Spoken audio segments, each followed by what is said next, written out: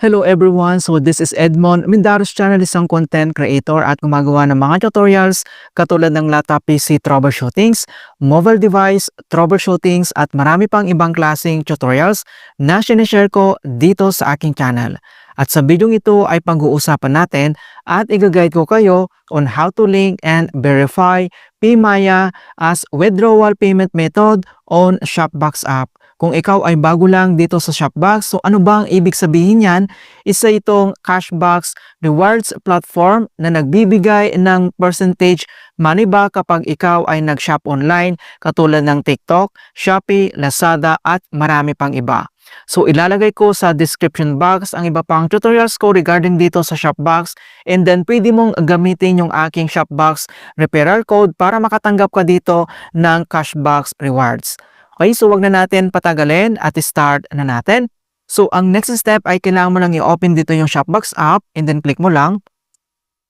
At dito lang sa ating Shopbox homepage, and then kailangan mo lang i-tap dito or i-click yung account profile na makikita dito sa bottom right corner. And then makikita mo na kaagad dito yung ating lifetime earnings. So ang lifetime earnings, ito yung tinatawag na transaction details activity. So hindi ito pwedeng i-withdraw mga kaibigan dahil lahat ng cashbacks o yung mga referral code payment mo dito mapupunta. Ito yung total earnings mo mga kaibigan. So marami kasi nagko-comment na kung pwede daw i-withdraw itong lifetime earnings. Hindi po, dahil isa yan activity and transaction details. Alright, then next step kung paano ba natin i-link at i-verify yung ating PMaya account dito.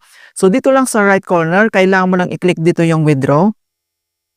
And then dito lang sa withdrawal, and then withdrawal destinations, i-click mo lang dito yung manage na makikita dito sa right corner. And then dito na tayo sa withdrawal, and then i-select mo lang dito yung e-wallet transfer. Then next step, makikita mo dito sa baba yung add an e-wallet, so i-click mo lang. And then dito na tayo sa add an e-wallet account. So please select a payment method. So i-click mo lang yung arrow na yan.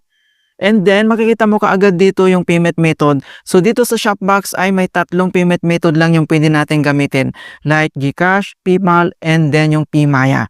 So wala nang iba mga kaibigan. Ito lang yung tatlong pwede natin gamitin. So since PMaya yung gagamitin natin dito at ililink yung at i-verify, kailangan mo lang i-click dito yung circular icon, yung PMaya.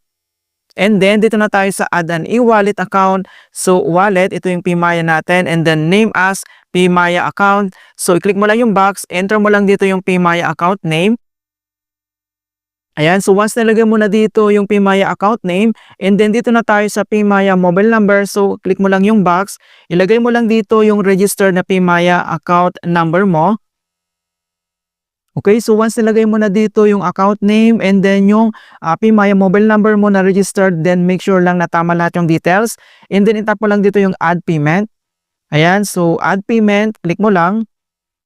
Ayan, so makikita mo kaagad dito na to verify this account, click the verification link, send to your email.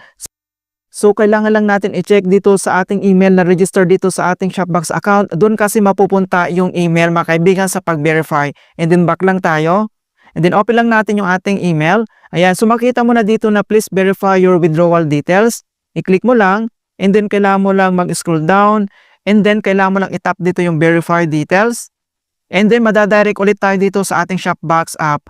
Ayan, so makikita mo na dito na verified na siya, your payment method is verified. So ganun lang po siya kabilis mga kaibigan kung paano tayo mag-link at mag-verify ng withdrawal payment method dito sa Shopbox. So magkano ba yung amount na pwede natin i-withdraw dito? Yung minimum amount is 200 pesos mga kaibigan. Sa pag-checkout naman, so single items lang yung pwede natin gamitin dito. Hindi po pwede yung multiple items. And then hindi rin kasali sa cashbox kapag kumukuha ka sa mga nagla-live mga kaibigan. Hindi po yun counted.